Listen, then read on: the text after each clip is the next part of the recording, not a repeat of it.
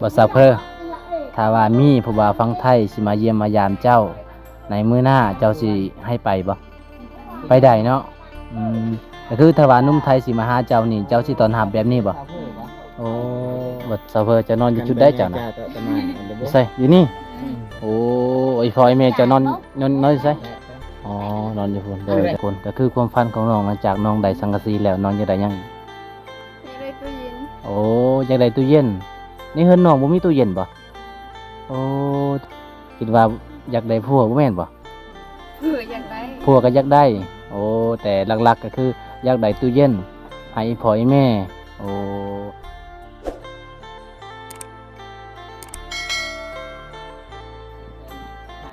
สบายดีแล้วก็สวัสดี FC เบิร์ดสุคนคือเก่าทุกคนมื้อนี้บ่วงกะสิไปหมู่บ้านอาลองทุกคนตอนนี้ก็บ่วงกะมาที่บ้านอาลองเพราะว่าเฮากะมื้อนี้บังเอิญทุกคนบังเอิญได้พ่อทีมงานเฮาเพราะว่าเฮากะบ่ได้นัดกันบ่วงกะค่าเวียกทุกคนก็เลยมื้อนี้กะทีมงานเฮามาสะพานบุญให้ผู้ใหญ่ใจดีจากฝั่งไทยทุกคนอันนี้ก็คือจะเป็นเฮือนของสาวเฟอร์ทุกคนเอ้าเพราะว่ามื้อนี้กับทีมงานเฮาถือสังกะสีมาจากสไดเพนทุกคนก็ยังบ่ฮู้จะได้ก็สิได้ไปถามทีมงานเฮาทุกคนไปนี่ทุกคนอันนี้ก็คือสังกะสีที่ทีมงานเฮาเนาะทีมงานเฮาถือบ่าวไซแล้วก็บ่าวบุญตาทุกคน30แผ่นสบายดีสบายดีสบายดีบ่าวบุญตาสบายดีสาวเพ้อโอ้มื้อนี้มาครบหน้าครบตาคือเก่ามื้อนี้นะแม่นบ่ไปบ่รอดโอ้เลยจัดให้ตามคุณพ่อคุณยายทั้งบัดนา30แผ่นเนาะ30แผ่นผู้ใดถือแบ่งกันคนละครึ่งเจ้าก็ถืออยู่บ่ถือโอ้ยบ่รอดก็บ่รอดยังกระติวรถอ๋อมันเป็นคุมหลายอ๋อโดยป้าบ่ได้เห็นเลยบ่ใส่ว่าถือจังใดนี่ ปกติเห็นบ่ตาถือเนาะแม่นมื้อนี้ลุยเต็มที่กับเพื่อผู้ใหญ่ใจดีแล้วก็ FC หลายๆคนเนาะก็ขอบคุณหลายๆที่เชื่อมั่นทีมงานเฮาโดยขอบใจหลายๆเด้อ FC ฝั่งไทยขอให้อยู่ดีมีแรงทุกคนมื้อนี้เฮาก็สิมาสะพานบุญให้สาวเพ้อทุกคนเลยบัดนี้คนสวย เป็นยังไงดีใจแฮงบ่น้องดีใจเนาะกินข้าวกินน้ำหรือบ่ยังถ้าอายเพิ่นกินน้ำกันใจกันรอเลยเนาะใจกันเลยหิวข้าวก็อดเฉพาะมื้อนี้แม่นบ่ได้ไปไสถ้าอายเพิ่นฟันยังคืนนี่น่ะฟันเห็นค่อยแม่นบ่ โอ้ยทุกคน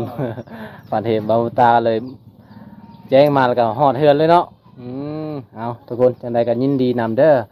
น้องก็สิเฮ็ดเฮือนครัวนี่บ่อ๋อโดยไม่เหี้ยกะแม่นดีทุกคนอันนี้ก็จะเป็นไม้เหี้ยไม้กระเตะนะก็จะเอาไปมุงแล้วก็ป้าหญ้าน่าจะหลายปีแล้วประมาณจักปีแล้วน้องเฮือนจ้ะนี่หลายปีแล้วโอ้โดยอ๋อก็คือเจ้านอนเผาจุดนี้เลย เสียไว้อยู่ตารางเนาะไว้อยู่ตารางบ่เนาะเพราะว่าช่วงนี้โจรในเกี่ยวส่วนบทมันหลายระหว่างนี้น้องทางก็เจ้าขโมยนี่แล้วเลยบ่มีเงินใหม่ได้โดยเฉพาะมันโจรขโมยผู้สาวนี่ลายโจรบ้านเราต้องก็คือขโมยหน่อไม้กับกับน้ำมันรถไปโจรบ้านเจ้าน่ะระวังได้ขโมยสังกะสีจักก็ได้ล้านนี่น้องเอ้ยหลังจากก็คือทีมงานเฮามอบเครื่องให้น้องๆมอบสังกะสีมอบหลายๆอย่างแต่ว่าบ่วงมาบ่ทันทุกคนจะได้ก็ขอโทษขออภัยเพราะว่าบ่วงก็มาตำหลังค่าเวียกอยู่เฮือนนี่ทุกคนจังได๋ก็จะได้ขึ้นเฮือนซะเฟอขึ้นก่อนบ่ใจขออนุญาตได้เด้อขออนุญาตเนาะบ่วงก็ยังบ่ได้ขึ้นได้เป็นครั้งแรกเลยที่ได้ขึ้นเฮือนสาวเฟอทุกคนบางขึ้นเอาใหม่เนาะเอาโอ้ทุกคนเฮือนเพิ่นกะเบิ่งนี่ก็มีน้ำเต่าได้ทุกคนเลยนี่มาน้ำเต่ามาแต่สมัยโบราณได้ทุกคนเลยไล่เพื่อนที่ว่าบ่มีกับบ่มีได้ทุกคนเลยมาน้ำเต่านี่นะนี่อันนี้เล่นน้องว่าอยากซ่อมทุกคนโอ้ไปว่ามันไปมันแล้วทุกคนป่าหญ้านี่คือสิเป็นลายฝาลายปีแล้วทุกคนบ่ได้เป็นเอาทุกคนตอนนี้บ่วงกาสิขออนุญาตขึ้นเพื่อนซาวเพ้อทุกคนเอาโอ้ทุกคนเลยอันนี้ก็จะเป็นเฮือนของสาวเพ้อสบายดีพ่อสบายดี เป็นยังไงมื้อนี้ มาเนาะมื้อนี้เนาะ มานทีมงานเฮามาห้าทุกคน อันนี้ก็จะเป็นเครื่องที่ทีมงานเฮาเอาให้ไว้พ่ออ๋อเสื้อบ่แม่นเสื้อผ้าห่มสองพื้นเนาะแล้วก็หวดแน่อ๋อหลายๆอย่างเลยทุกคน นี่กะหวดสองแล้วก็มีหม้อนึ่งทุกคน เกลือเป็งหนัวเนาะแล้วก็ตะปูทุกคนเอาอันนั้นก็จะเป็นเกลือแล้วก็สิ้นไทยก็เอิ้นกะผ้าทุ่งทุกคนเอาอันนี้ก็โอ้ทางนั้นก็จะเป็นเฮือนครัวบอนเต็งอยู่ครัวกินปลาเพิ่นตอนหับมักแตงทุกคนนี่เอาจังได๋ก็สิได้กินมักแตงให้เด้เพราะว่าอยู่ในหมู่บ้านนี่ก็ส่วนหลายก็เจ้าเฮ็ดให้นะทุกคนโอ้มายังฮะ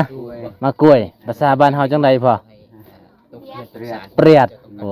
เปรียด เอาเยอะนี่พอนี่เย็นคักเนาะ เย็นทุกคนเลยยามแดดๆโอ้เย็นเลยอันนี้ก็ฮอดบอลห้องนอนสาวเพิ่นทุกคนสบายดีพ่อเฒ่าปลาน้อย โอ้ได้ปลาน้อยเนาะ ตึกเบ็ดบ่ ใส่มอง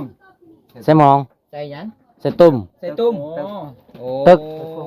ตึกแห่ ตึก อ๋ แห่ อ เนาะ ตึกแห่ ตึกแห่ทุกคน ทานแห่ อันนี้ก็คือห้องนอนสาวเพิ่นบ่นอนจุดนี้บ่ เออ โอ้สาวเพิ่นทุกคน ของนอนสาวสูตร แม่ ก็คือติดกันเพิ่นครัวเลย แม่น ก็สบายเวลาสิลุกนึ่งข้าวได้พอเนาะแต่เช้าๆก็นอนจุดนี้โลด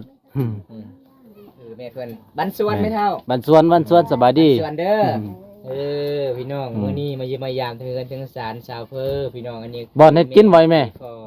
บ่เฮ็ดกินน่ะเนาะ บ่ให้กินแม่บอกบัน เป็น ช่ว ครัว โอ้จะดีหลายแท้สาวเอ้ย อีหยังอันนี้ น้ำเป๊ปซี่ดำ มันคือดำๆน้ำมันเครื่องบ่ นั่งกาแฟเนาะ ๆกาแฟ นึกว่าอันนั้นก็น้ำมันเครื่องเก่าใช่ดอก โอ้มันแปลกเลยเนาะมาเคสบอททุกคนนี่มีกล้วยมีมักแตงมีน้ำหวาน หลายๆเลยเนาะ โอ้เอกลักษณ์เคสบอทบ้านเฮาพี่น้อง ปาตุ๊ก มีหยังมีมะพร้าวบ่ อีหยังเจ้าเพิ่น มักแตง ภาษาบ้านเจ้า โอ้ใหญ่อีหลีมักแตงโม แกนหยัง แก้วปัจจัย โอ้ เจ้าชื่อบ่ ซาเฟอร์ ปลูกเอาบ่ มาจะให้พวก ใหญ่เลยเนาะ โอ้ เพื่อเอาไปให้ค่อยโดยเฉพาะ เบิ่งพี่น้องมีหลากหลายเด้แล้วก็มีมักแตงกล้วยมักแตงโม หลายๆเลย พี่น้องมีกล้วยมีน้ำหวาน ขอบ โอ้ย ใจ บัด หลายๆ คำสิเว้าพี่น้อง เพิ่นตอนรับเป็นอย่างดีเลย แม่น ใจดีเด้เนาะ ของบ้านก็อิ่ม อี แล้ว พ่ออีแม่เพิ่นก็โอ้ยเป็นคนปากทุกคนเอ้า อีกอย่าง ไม่ใช่นั่นนะ อย่างนี้น่ะ เร็ว ว่าอีก ว่าอีกแล้ว โอ้ โย่ ใจ ใจดีหลายแท้ ใจดีใจดี เอา เอาจังได๋ออกบ่ อ๋อ สิมาค่ายบ่แม่เฒ่า ค่ายบ่ สิให้ไผนี่นะ เขาจะเมื่อ อืมเขาสิเฮาเมื่อ ให้ โอ้ ทีมงานเนาะ อีพ่ออีแม่เพิ่นก็ใจดีทุกคน ให้ทีมงานเฮาไปไอ้แม่โอ้ คือให้ลายเลย พี่น้อง หลายแท้เนาะ ไฮไลท์ คันคายนี่ก็ได้หลายแสนแล้วเนาะ ฮอดแสนคนใด อืม โอ้บ่คือบ่ผ่านเลยทุกคน เฮ็ดไปชวน โอ้ เฮ็ดอยู่ส่วนเนาะ พี่น้อง ใจดีหลายเนาะ ใจดีหลายบ่ว่าจะเป็นอีเมียสาวไทยก็เป็นเมียทุกคนเลย แม่น เมื่อเยี่ยมเมื่อยามเมื่อหน้านี่แม่สาวไทยก็ตัดไว้บาง ได้ ขึ้น ได้ พี่น้อง มาทางนี้ก็โอ้ยพี่น้องใจดีหลายทุกคนอีเมย์อีพ่อเพิ่นชาวเพิ่นเพิ่นก็เอาไว้อันนี้ก็ไม่ติไว้โคตรใหญ่เลยเนาะ แม่น แม่ ไว้ ใหญ่ หา เล หยาย ทุกคนไว้คมมันแสบหลายบ้านเฮามากพี่น้อง อันขายนี่ได้หลายแสนเลย ว่า200,000พุ่นได้ ได้200,000 เพราะว่า3ยอดก็เกือบ10แล้ว อืมเพราะว่าเขาเจ้ามักเนาะไว้นี่ล่ะเอาไปเฮ็ดแกงกับไก่แซ่บทุกคนเอาฮ้อนตอนนี้นะเอามันยังอีกนะมาน้ำเต้าอีก โอ้มาน้ำเต้าอีกเนาะ พี่นี่แบบเดิมๆเลยทุกคน ความเป็นดังเดิม แม่นโอ้ หลายๆคนบอกว่าคลิปสมัยก่อนบ่แม่นคือปัจจุบันเนาะ แม่นเอาพี่น้องใจดีหลายเลยเนาะมีไหว้มีน้ำเต้ามีแตงโมมีแตงกวามีกล้วยมีน้ำหวานหมด หลายอย่าง ทั้ เลย สิว้พี่น้องหลายอย่างเลย อันนี้คืออีฟ ทุ อก ย ชนิดเลย สาวแล้วก็โอ้ยใจดีหลายทุกคนเลยยอมรับว่าใจดีพี่น้อง แม่น จะนอนบดซาเฟอร์จะนอนอยู่จุดได้จ้ะนะอยู่ใส่อยู่นี่ โอ้ไอ้พลอยแม่จะนอนอยู่ใส่อ๋อนอนอยู่พุ่นเดิน แต่ เดิน ขาดเด็กกิน สาวเพิ่นเป็นไงสุกเลยบ่อันนี้นะ ตอนได้เคาะปะ จะเคาะเรื่องเบิ่งแต่ว่าสุกแบบได้เสียงมันนะ โตช้า สุกเลยบ่ นี่ จบแล้วเนาะ ต้องแบบนี้เนาะ แสดงว่าทางด้านอะไรเนาะเกี่ยวกับมักแตงสุกทุกคน พาแบบใดพาไปนั่นแหละ วางได้ถึงมือจะได้ Chơi, อีตั้งกี่ chơi, ตั้ง đang ห thị, มู่ đang thị. Pa nhẹ kì lời, pa nhẹ kì lời. วางเด้อมือเด้อโอ้ เอา คน สิ ใหญ่ พาแบบได้ อยู่ บ่ เนาะ นี่ แม่น โอ้แข็งนี่เนาะ อันนี้มันมักแตงอันนี้น่ะบาทแน่นอนตังบางบาทนี่ Một lòng chỉ cha mà nó ngay. อ๋อเป็นยังไงทางใน ก็ สีเหลืองหรือว่าสีแดง ฮะ แดง แดงบ่ แดงบ่แดงเนาะ จะกะประมาณว่ามันเป็นสีแดงมันเป็นสีเหลืองมันแต่งแบบ แด นี้ ง สีแดง ม เอามาดูนำกันทุกคนนึกว่าสีแดงแดงหรือบ่อันนี้ก็คือมันแต่งให้เด้อทุกคนเลยการแสดงว่ามันออกเรื่องนี่แสดงว่าโอ้ยเซาเพิ่มขี้ตัวแล้ว แล้วย่าอีหลีเนาะ Khôn nhảy lời. จนบ่เข้า ตั้ง เลย ด้วย มักแต่งให้ ดู เนาะ โอ้ Đen y li tụi con. แดงลีเนาะ งาม คักๆๆ แสดงว่าเก่งเก่งเก่งถนัดหลาย นี่อะไรอีกด้วย เออ ร้อย อีกด้วย ปานดีไปเหรอเจ้า โอ้ผลใหญ่เลยมักแตงใกล้ชีวิตแล้วเนาะมักแตงให้เนาะ ชีวิตแล้ ใกล้ ว ชีวิตแล้ว Vàng tí đấy. มันก็โดดละไป Hôm nay thua nhưng mà cái là đi. Phải là อ่า từ từ. มักแต่ง เอา ไงก็ผ่านเนาะ ใหญ่ใหญ่ใหญ่ใหญ่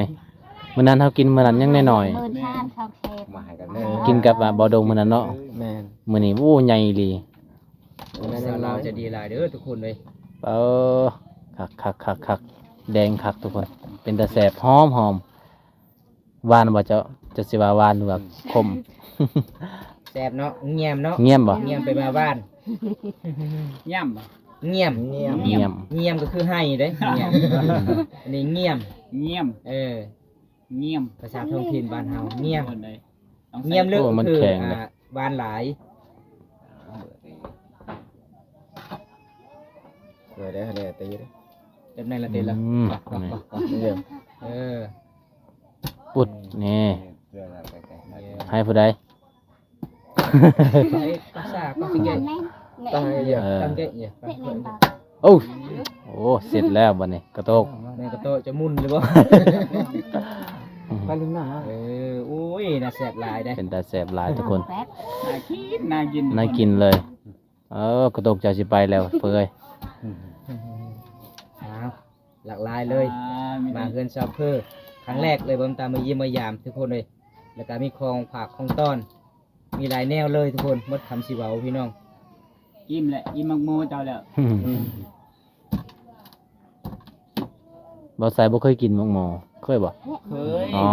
คือตัวบ่เคย เรา ยันว่าอยู่กรุงเทพบ่มีหมักแตงโมหั่นน่ะ ขายอยู่ หมักแตงโมให้ได้ ไม่ได้ยังจะมี นั่นเด้ เอ๊ะ ขนาดเขาบ่ให้ก็ยังเอาโลดบ่ตาเนาะ หวานเนาะ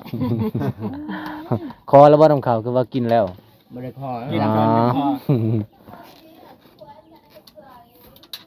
เงียบบ่เงียบหรือเตี้ย เงียบเงียบ หวานเนาะ แซ่บหลาย โอ้ยแซ่บบ่ได้ปลูก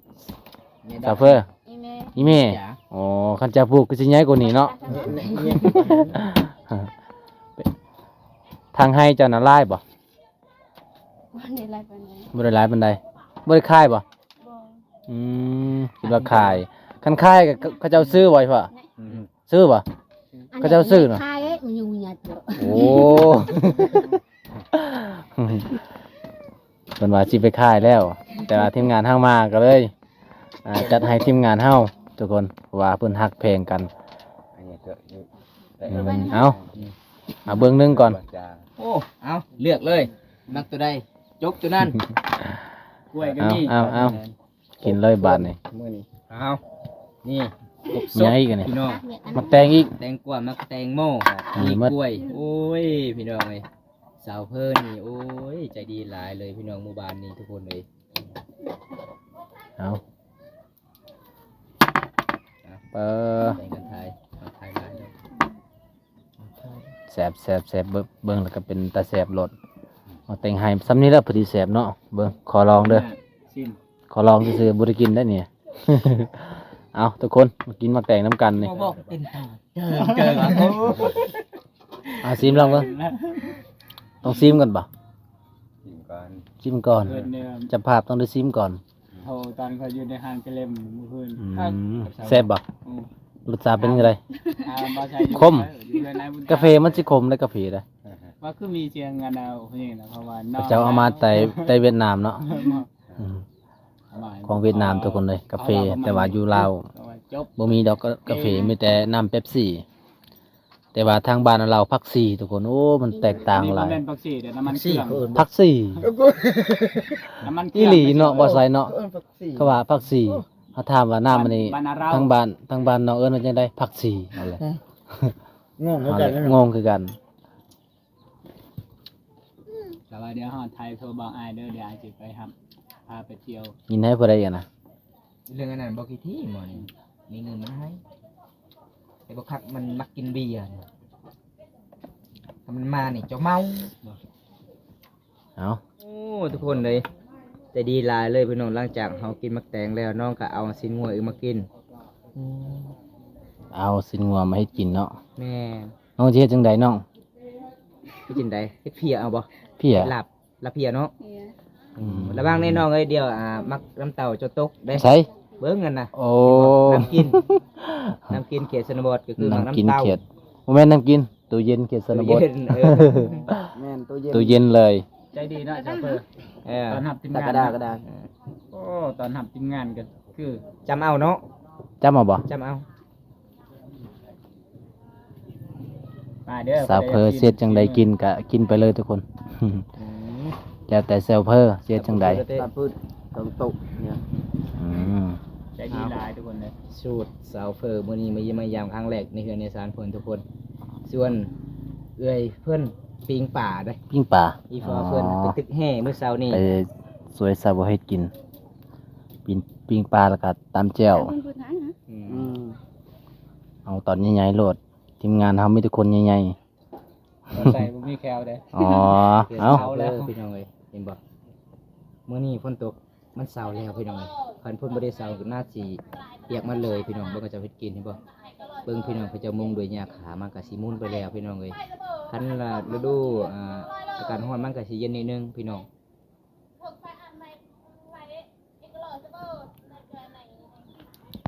เป็นเจ้าได้เงินมาใจชาวเพิ่นเจ้าไปรับจ้างเสียหญ้าเขาบอก ได้เงินมาได้ใส่ เด้อถึกมือเด้อ บ่ได้เงินมาได้ใส่หึเงินนี่พ่อหรือว่าเจ้ารักเอา บ่ดอกเนาะ เงินนี้พอให้ไปซื้อบ่โอ้ไปซื้อตอนเช้าเลยบ่ กันไปแบบช่วยๆนี่คือสิบ่ทันเนาะบ่ทันได้คนมันหลาย วางถึงมือเด้อแต่ถึกใจบ่าวงใครแน่ อ๋อเนาะทึกใจบ่เป็นหยังดอกยันถึกมือบ่มีหมอรักษา ถึกใจเด้อเฮงบ่มีหมอหักใจ ถึกใจน่ะมีอยู่คนเดียวนี้รักษาได้เนาะซะเพิ่นเนาะ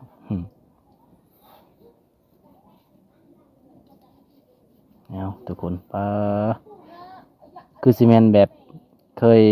เฮ็ดกินแล้วซะเพิ่นนะเป็นแม่ครัวได้อยู่ในเฮือน เคียง บางคนนี่ เจ้าได้ไม้ขยุ่งบ่จ้ะ บางคนนี่บ่เคยเฮ็ดกินได้ เคียงไม้ยังไม่บ่ฮู้บ่ บ่ฮู้ ไม่ดูบ่ ไม่ดูบ่คือไม้ขยุ่งนะจ้ะ อันนี้นะ แม่น อืมภาษาบ้านเฮาว่าจังได๋ ไม้ไปดงแดง อันนี้นะภาษาบ้านเฮาว่าจังได๋นี่ เที่ยง เคียง คือกัน เคียงคือกันเนาะ เคียงข้างเธอ เคียงข้างเธอ เอ้ย มีคำคมอีกแล้วบัดนี้ ว่าซะเพิ่นสมมุติว่าแขกมาเยี่ยมมายามอยู่เฮือนอยู่ศาลเจ้าก็คือเจ้าต้อนรับเป็นมาตลอดเลยมื้อนี้น้องบ่คือประพันธ์เลยว่ามีทีมงานเฮามาเยี่ยมมายามเจ้าอยู่เฮือนอยู่ศาลบ่ฮู้เลย ปกติน้องแต่ละมื้อแต่ละวันก็คือเป็นเลี้ยงงัวตลอดเนาะบุญมื้อนี้น้องก็พักผ่อนอยู่เฮือนอยู่ศาลเฮาก็มาเยี่ยมมายามทุกคนเลยปกติไปหาน้องก็บ่ได้พอตลอดอยู่เฮือนอยู่ศาลได้ส่วนหลายข่าวเช้าเขียชนบทยังโสดนี่ต้องสวยเวียกอีกกว่าอีเมพี่น้องเลี้ยงงัวแล้วก็เฮ็ดให้พี่น้องเอ้ย เลี้ยงงัวนี่สิแต่งผัวบ่ แม่นบ่ อยู่เฮือนเฮาบ่ได้เนาะ แต่งบ่ได้ ไป เนาะ สู่ผู้บ่าวเนาะ โอ้นึกว่าเลี้ยงงัวนี่เอางัวไปแต่งเอา ต้องไปอยู่เฮือนผู้บ่าวทุกคน อยากน้องๆด้วยทุกคนเด้อ แถวเขตเฮากับผู้หญิงบ่เคยแต่งอันนะผู้ชายเนาะแต่ว่าคนลาวนี่เคยเขาแต่งเนาะฮู้จักพอสิฮู้จักอยู่บ่ซาวเพออันนั้นผู้หญิงแต่งผู้ชายนี่ฮู้จักอยู่เนาะแต่แถวเฮานี่บ่มีทุกคนเลย มีแต่ผู้ชายโลดไปแต่งเอาผู้หญิง ขนาดเฮาสิไปสู้เฮือนไอ้พ่อไอ้แม่เขาก็ยังบ่ได้เนาะแต่งแล้ว หรือว่าเฮ็ดดองแล้วต้องเอามือเฮือนเลย ผู้ใดเอิ้นบ่ทราบเพอถ้าว่ามีผู้บ่าวฟังไทยสิมาเยี่ยมมายามเจ้า ในมื้อหน้าเจ้าสิให้ไปบ่ไปได้เนาะก็คือถ้าว่าหนุ่มไทยสิมาหาเจ้านี่เจ้าสิต้อนรับแบบนี้บ่โอ้ ใจดีเด้อ ใจดีดีทุกคนเลย คือหนุ่มไทยหนุ่มลาวก็มาเยี่ยมมายามใดเนาะอีพ่อแม่เจ้าก็ต้อนรับเนาะต้อนรับเป็นอย่างดีเลย แต่ว่าในเฮือนน้องบ่มีหยังเนาะ มีแต่หมากน้ำเต้าทุกคนนี่ ผู้ใด ต้อนรับด้วยอาบังมาใส่ นี่มีแต่บังนั่นแหละ น้ำเซ่ไปซ่อนบ่หรือว่าจังได ซอยคักอีหลีทุกคน โอ้ เอาแบบตอนใหญ่ๆโลด อ๋อหลังจากได้ปลาแล้วก็ให้ลูกไฟมาปิ้งพี่น้องแล้วก็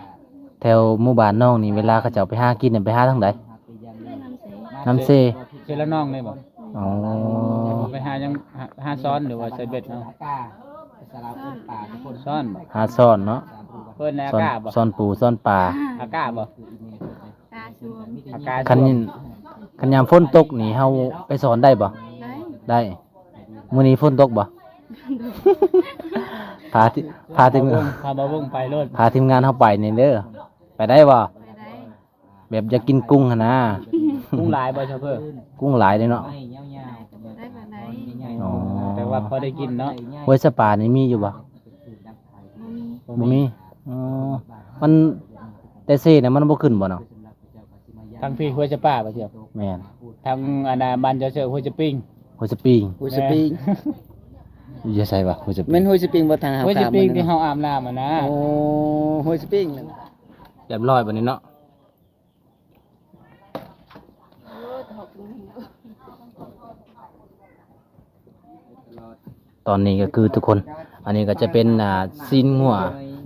สาวเพื่อซ้อยหายเพิ่นก็สิได้หัดแต่งอยู่พวกกินสวยทุกคนเลยเพิ่นก็สิได้ปิ้งปลาได้ปลาคือสิเป็นปลาเสบ่อากาศทะเลน่ะเบิ่ง กาตะลี กาตะลีโอ้น้ำเซอ๋อมามเซไปควงแห้งหรือว่าไปใส่หม้อง ใส่มอง ใส่หม้องโอ้พอได้กินอยู่เนาะทุกคนเลยเอาเพราะว่าเขาเจ้าอยู่ติดกับน้ำเสีนะแต่ว่าอยู่บ้านบ่วงโอ้บ่มีเลยทุกคนเลยมีแต่ห้วยน้อยๆปลาก็บ่มีเอาตอนนี้อาหารก็มาแล้วทุกคน โอ้ไวเนาะสาวเพื่อจะกิน ไว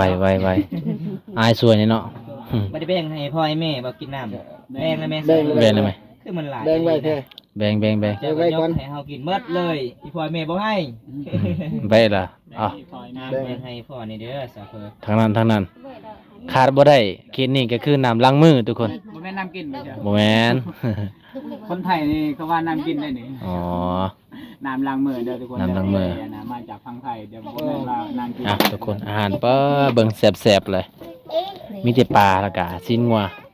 เอากินบัดนี้ซาเพอกินก่อน อันนี้ก็คือเอกลักษณ์ประเพณีบ้านเฮาเฮาต้องจำบ่เฮาบ่กินเฮาต้องจำนี่ นี่พี่น้องจำแบบนี้บ่ประเพณีบ้านเฮาต้องเจอน้ำกันพี่น้องมาคิดสนบทอันนี้ก็คือสำหรับเฮากับพี่น้องอาจจะปลาเจ้าเขาพี่น้องเอ้ยกินน้ำกันไปทางใดก็คนนั้นเพิ่นได้ใช่พอดี เอาน้องก็จะได้เก็บแล้วทุกคน เพราะว่ากินข้าวกินน้ำแล้ว น้องก็จะได้เก็บมื้อนี้ก็ครบหน้าครบตาเลยก็อีพ่ออีแม่เพิ่นก็อยู่เฮือน